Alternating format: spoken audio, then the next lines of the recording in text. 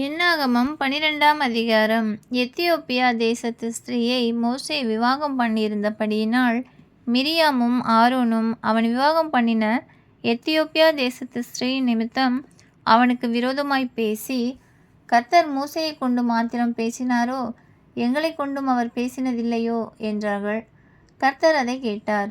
மோசேயானவன் பூமியில் உள்ள சகல மனிதரிலும் மிகுந்த சாந்த குணமுள்ளவனாயிருந்தான். சடுதியிலே கர்த்தர் மோசேயையும் ஆரோனையும் மிரியாமையும் நோக்கி, நீங்கள் 3 பேரும் ஆசாரிப்பு கூடத்திற்கு புறப்பட்டு வாருங்கள் என்றார். 3 பேரும் போனார்கள். கர்த்தர் மேகத்தூணில் இறங்கி கூடார வாசலிலே நின்று ஆரோனையும் மிரியாமையும் கூப்பிட்டார். அவர்கள் இருவரும் போனார்கள். அப்பொழுது அவர், என் வார்த்தைகளை கேளுங்கள். உங்களுக்குள்ளே ஒருவன் தீர்க்கதரிசியாயிருந்தால், கர்த்தராகிய நான் தரிசனத்தில் என்னை அவனுக்கு வெளிப்படுத்தி சொப்பனத்தில் அவனோடே பேசுவேன்.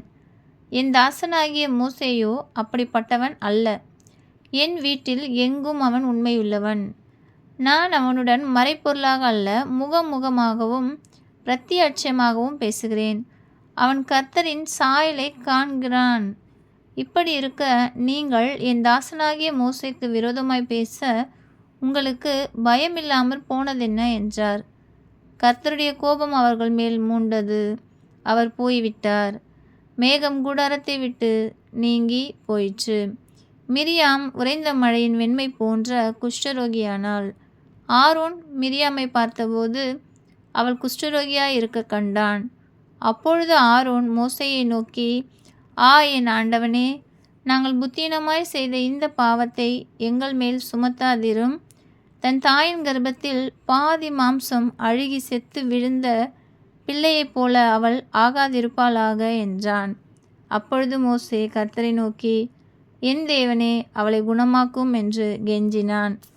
கர்த்தர் மோசேயை நோக்கி, அவள் தகப்பன் அவள் முகத்திலே காரி துப்பினதுண்டானால் அவள் 7 நாள் வெட்கப்பட வேண்டாமோ?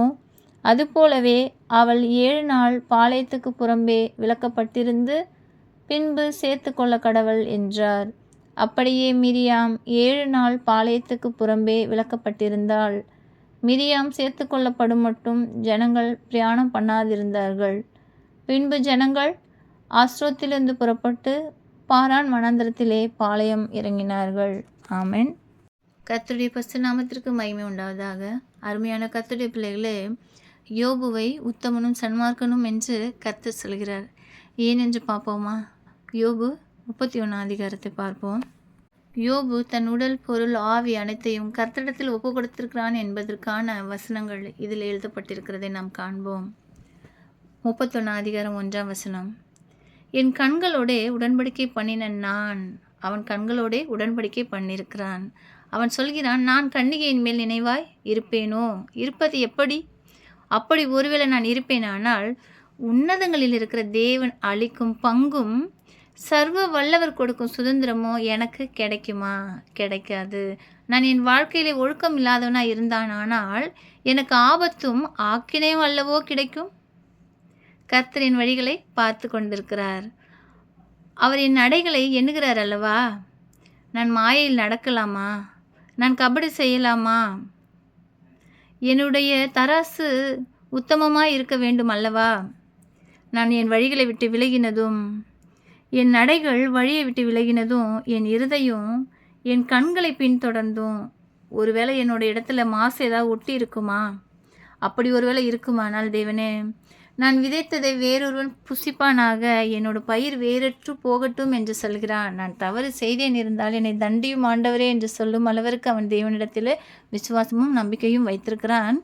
தவறு செய்யக்கூடாது என்பதிலே அவன் மிகவும் ஆழமாக யோசித்திருக்கிறான். ஆகையால் தான் தேவன் அவனை சன்மார்க்கன், உத்தமன் என்று சொல்லியிருக்கிறார். ஆமென். என் மனைவியை தவிர நான் வேறொரு ஸ்திரீயை பார்த்தேன் உண்டானால், அவள் மேல் மயங்கினேன் உண்டானால், அவள் வாசலை எட்டி பார்த்தேன் உண்டானால், என் மனைவி வேறொருவனுக்கு மாவரைப்பாளாக, அவளுக்கு வேற்று மனிதர்கள் ஏதாகிலும் செய்வார்களாக அப்படின்னு சொல்கிறான். நான் இந்த தப்பெல்லாம் நான் பண்ண மாட்டேன். அப்படி பண்ணனா ஆண்டவரே இதெல்லாம் நடக்கட்டும். அது தோஷம்னு எனக்கு தெரியும். நான் இன்னொருவன் மனைவியை எட்டி பார்ப்பதோ, இன்னும் அண்டை வீட்டாருடைய வாசலை எட்டி பார்ப்பதும் தோஷம் என்று நான் அறிகிறேன். அது நியாயாதிபதிகளால் விசாரிக்கப்படும் அக்கிரமம் என்று யோபு சொல்கிறான். அது என்ன பண்ணுமா, பாதாள பரியந்தம் நம்மளை பட்சிக்கும், நம்முடைய சம்பத்தை எல்லாம் நிர்மூலமாக்கிவிடும் என்று சொல்கிறான். அடுத்த வார்த்தையை கேளுங்கள். என்னோட வேலைக்காரியானாலும் என் கூட இருக்க வேலைக்காரன் ஆனாலும் அவனோட நியாயத்தை என்கிட்ட கொண்டு வந்தால் அதை நான் அசட்டை பண்ணியிருப்பேன் ஆண்டவரே. அப்படி ஒரு வேளை நான் அசட்டை பண்ணேன்னா தேவன் என்னிடத்துல கேட்டால் நான் என்ன பண்ணுவேன்? என் தேவன் சொல்கிறார், யாருடைய நியாயத்தை என்ன பண்ணக்கூடாது, அசட்டை பண்ணக்கூடாது என்று அவருடைய வார்த்தையின் மேலே எவ்வளவு விசுவாசத்தோடும் அவரிடத்திலே உத்தமத்தோடும் இருந்திருக்கிறான். அவன் சொல்கிற வார்த்தை மறுபடி பார்ப்போம். 15ஆம் வசனம். தாயின் கர்ப்பத்திலே என்னை உண்டு பண்ணினவர் என் வேலைக்காரனையும் உண்டு பண்ணினார், அயல் வீட்டுக்காரனையும் உண்டு பண்ணினார், பாவம் செய்கிறனையும் உண்டு பண்ணினார், பாவம் அல்லாதவனையும் உண்டு பண்ணினார். ஒரே விதமான கர்ப்பத்தில் எங்களை உருவாக்கினவர் தேவன் அல்லவா? ஆகையால் நான் இவர்கள் வாஞ்சித்ததை அவர்களுக்கு கொடாமல் அவர்களை கஷ்டப்படுத்துவேனா? விதவைகளுடைய கண்களை பூத்து போக நாம் பண்ணலாமா? என்னை உண்டு பண்ணினது போலதான் அவர் எல்லாரையும் உண்டு பண்ணிடுறார். ஆகையால் நான் யாரையும் என்ன பண்ண மாட்டேன், உதாசீனப்படுத்தக்கூடாது என்று அவன் தன் வாழ்நாளிலே வாழ்ந்து கொண்டிருக்கிறான். தாய் தகப்பன் இல்லாத பிள்ளைகளுக்கு கொடுக்காமல் என் ஆகாரத்திலே நான் சாப்பிட மாட்டேன். அப்படிப்பட்டவர்களை நான் வளர்த்து என்னோட வழிநடத்தினேன் என்று சொல்கிறான். உடுப்பில்லாதவர்களுக்கும் மடிந்து போகிற ஏழைகளுக்கும் வஸ்திரம் இல்லாதவர்களை கண்டபோது அவர்களுக்கு நான் வஸ்திரம் கொடுத்திருக்கிறேன். அந்த வஸ்திரங்களை போர்த்து கொண்டவர்கள் என்னை புறாது இருந்தாலும் நான் அதை எண்ண மாட்டேன்.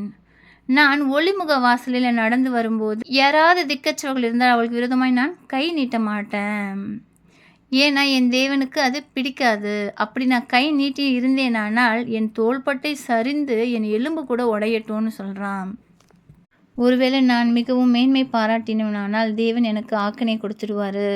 அவருடைய நாமத்தை நான் சொல்ல முடியாது என்பது எனக்கு ரொம்ப பயங்கரமாகவும் பயமாகவும் இருந்தது என்று சொல்கிறான். நான் தங்கத்தின் மேலே ஆசை வைத்து அதுதான் என் ஆதரவு என்றும் என் ஆஸ்தி பெரியதென்றும் நான் மகிழ்ந்திருந்தாள்.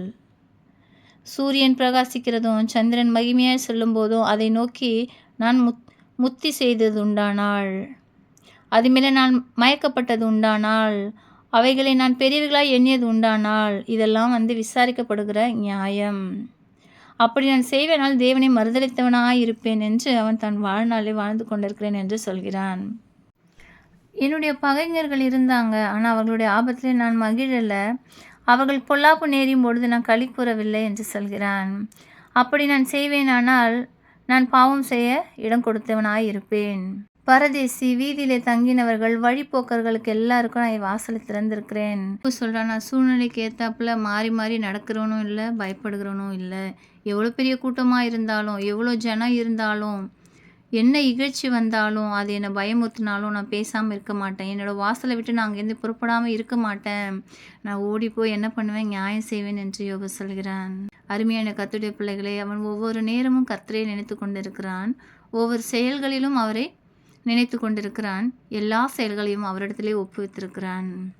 கர்த்தர் யோபுவை அவன் உத்தமனும் சன்மார்க்கனும் என்று அறிக்கை செய்தது போல நம்மையும் அறிக்கை செய்வதற்கு, நாமும் யோபுவை போல கர்த்தருடைய நாமத்திற்கு மகிமையாய் வாழ்வதற்கு அவர் நமக்கு கிருபை செய்வாராக. ஆமென்.